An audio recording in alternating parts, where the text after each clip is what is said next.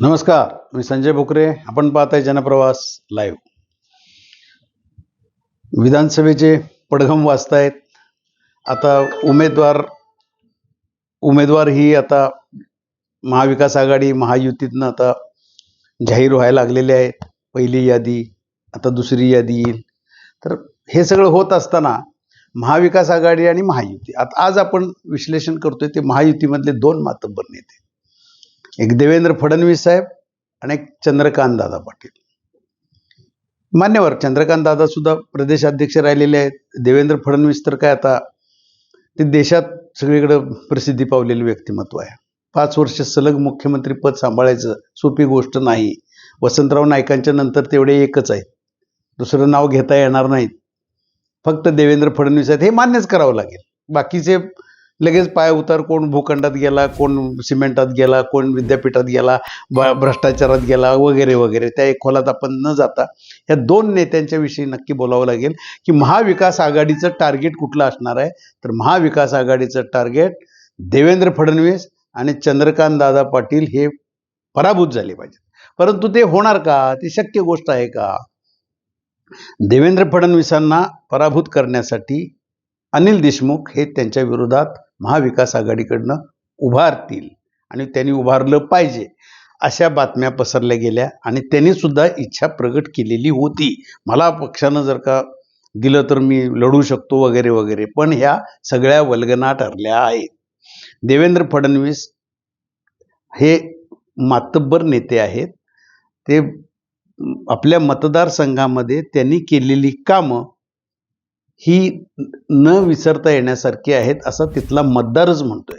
मग ह्या जातीय समीकरणाच्या फटक्यामुळं देवेंद्र फडणवीस पराभूत होऊ शकतात असा महाविकास आघाडीचा कयास होता. परंतु त्यांनी अंदाज घेतले आणि ते अंदाज घेतल्यानंतर अनिल देशमुख हे तिथं उभारणार नाहीत असं आता ते चित्र स्पष्ट झालं.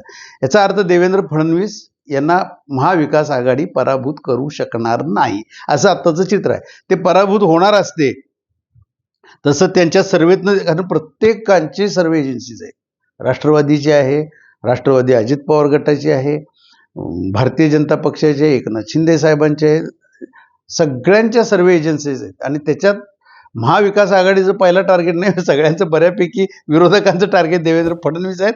आणि भाजप अंतर्गत सुद्धा काही जण असे आहेत की देवेंद्र फडणवीस हे टार्गेटवर आहेत, पण ते बोलायचं धाडस करत नाही. ही फॅक्ट आहे, कारण काम करतो त्याला शत्रू पण भरपूर होत असतात असंच म्हणावं लागेल. पण देवेंद्र फडणवीस कुठंही डगमगलेले दिसत नाहीत.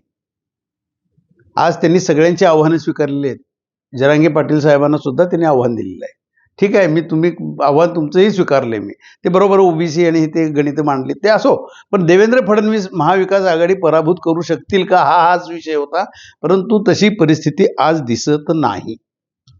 आत्ताच्या परिस्थितीला जातीय समीकरणं तुम्ही कुठलीही घाला, मग तिथं ओबीसी समाजच त्यांच्या मतदारसंघामध्ये, ते दक्षिण पश्चिम मतदारसंघामध्ये ते आता त्याच्यात एक कयास मांडला होता का आधीच्या लोकसभेच्या निवडणुका बघितल्या तर नितीन गडकरी साहेबांना मताधिक्य जे म्हणतात ते कमी आलं, म्हणजे 30-35 हजारपर्यंत आलं. त्याच्या आधी 50 हजारच्या वर होतं. मग हे फटका आता देवेंद्र फडणवीस साहेबांना विधानसभेला बसेल हे कयास आता महाविकास आघाडीकडनं मानतात. हे चुकीचं आहे. लोकसभेतली परिस्थिती आणि विधानसभेतली परिस्थिती ही वेगळी आहे. त्याच्यामध्ये मतदार नक्की विचार करतो की आपल्या मतदारसंघात कुणी काम केले. सगळंच जातीय समीकरणाने तिथं जास्त मराठा ओबीसी असं येईल असं पण चित्र काही नाही, कारण तिथं कुणबी समाज हा ओबीसी मध्येच आहे पहिल्यापासून. त्यामुळं देवेंद्र फडणवीस यांना पराभूत करणं हे महाविकास आघाडीला अशक्य कोटीतली गोष्ट आहे असं आत्ता तर म्हणावं लागेल. दुसरे एक मातब्बर नेते आहेत की ते चंद्रकांत दादा पाटील. चंद्रकांत दादा पाटील हे काहीतरी बोलतात आणि दंगा उठतो वगैरे वगैरे म्हणतात, पण ते बोलतात त्याच्याशी ते ठाम असतात. त्यांचा आत्तापर्यंतचा इतिहास बघा, त्याच्यावर मग ते ट्रोल पण होतात त्यांच्याविषयी, पण त्याची की ते फिकीर करतील असं मला वाटत नाही. केलेली आत्तापर्यंत काय केलेली त्यांनी कुठंही डगमगले नाही. ते बोलत गेले. त्यांनी पवार साहेबांच्यावर सुद्धा तोफ डागली. ज्या त्यावेळेला ते आता ते संघाच्या मुशीतले तिथं वाढलेले, ते संघाचेच आहेत आणि ते मिळालं पक्षाचं काम करत नाही तर घरात सुद्धा बसतील. अध्यात्माचं टच असणारे ती व्यक्तिमत्व आहे हे दिसतंय. परंतु आत्ता त्यांना सुद्धा पराभूत करण्यासाठी महाविकास आघाडी चंग बांधलेला आहे. मग आता कोणते त्यांच्या विरोधात भारतीय जनता पक्षातला ते कोण बालवडकर का कोण, पण ते काही नाही, ते संपून गेलेली. एवढ्या ताकदीचं आता चंद्रकांत दादांना तिथं पराभूत करण्यासारखा मातब्बर उमेदवार महाविकास आघाडीकडं, म्हणजे आता तिथं उबाटा गटाचा कोणतरी दिला जाईल, परंतु तो असेल असं का वाटत नाही. तर नुकतीच तिथं लोकसभेच्या निवडणुकीमध्ये मुरली अण्णा मोहोळ हे मताधिक्य त्यांनी सगळ्या लोकसभेच्या त्या भागातल्यापेक्षा कोथरूड मतदारसंघात त्यांनी मताधिक्य अधिक प्रमाणात घेतलं. खूपच हे चंद्रकांत दादांची कामं तिथं. आता कामाची लिस्ट बघितली तर एवढी मला आता एकानं आणून दिली, म्हणजे मी सुद्धा डोक्याला हात लावला. मुलींना मोफत उच्च शिक्षणाचा निर्णय हा तर राज्याला सगळा लागू केला, हे त्यांच्या डोक्यातलीच कल्पना आहेत. मुख्यमंत्री देवेंद्र फडणवीस हे सगळ्यांनी झालं, पण दादांच्याच कल्पनात ना ह्या उच्चतंत्र शिक्षण मंत्री आहेत.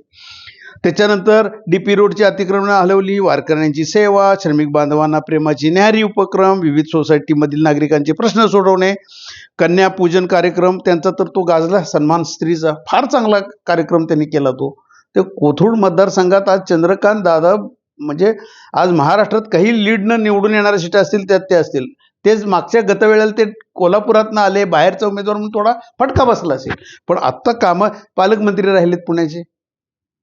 त्यामुळं फिरतं वाचनालय असेल, शिक्षणाची गंगा सर्वत्र पोहोचवली असेल, ब्राह्मण समाजातील मुलांना सुद्धा त्यांनी वसतिगृह उपलब्ध करून दिली, त्यांनी अल्प दरामध्ये केली, रिक्षा चालकांना मदतीचा हात दिला. हे सगळं बघितलं म्हणजे त्यांच्या शिलाई रकमेसह सुद्धा त्या रिक्षा चालकांना गणवेश द्यायचं, हे त्यांचं कौतुक आहे. तिथं कौतुक म्हटलं पाहिजे.